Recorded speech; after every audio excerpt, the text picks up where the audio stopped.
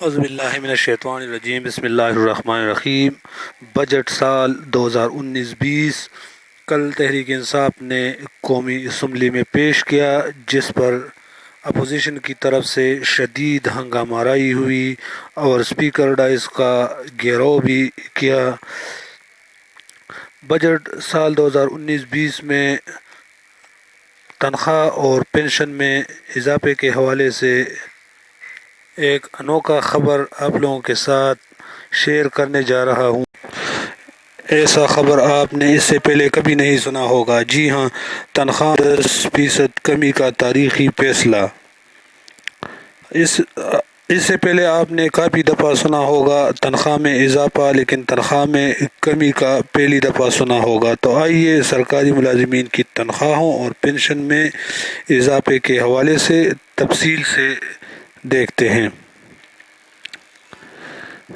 سال بجٹ 2019-20 میں تنخواہ کی کم از کم حد 17,500 مقرر کی گئی، جو کہ اس سے پہلے 15,000 تھی۔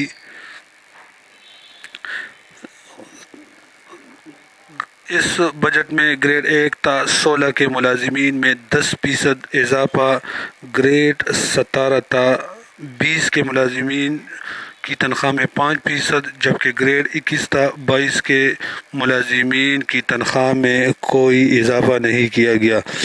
معذور افراد کا اسپیشل کنوینس الاؤنس 1,000 روپے سے بڑھا کر 2,000 روپے کر دیا گیا۔ اس کے علاوہ کابینہ کے تمام وزراء عمران خان کی قیادت میں اپنی تنخواہ میں 10% کمی کا تاریخی فیصلہ کر چکا ہے۔ یہ فیصلہ ملک کی معاشی مالی بحران کے تحت کیا گیا۔ اس کے علاوہ ریٹائر ملازمین کی پنشن میں بھی 10% اضافہ کیا گیا۔ اور میں آپ لوگوں کو ساتھ یہ بھی بتاتا چلوں کہ تنخواہ اور پنشن میں اضافہ 1 جولائی 2019 سے لاگو ہوگا۔ امید ہے آپ لوگوں کو یہ ویڈیو پسند آئی ہوگی۔ مزید معلوماتی ویڈیو دیکھنے کے لیے ہمارا چینل کوہ دامان نیوز سبسکرائب کریں۔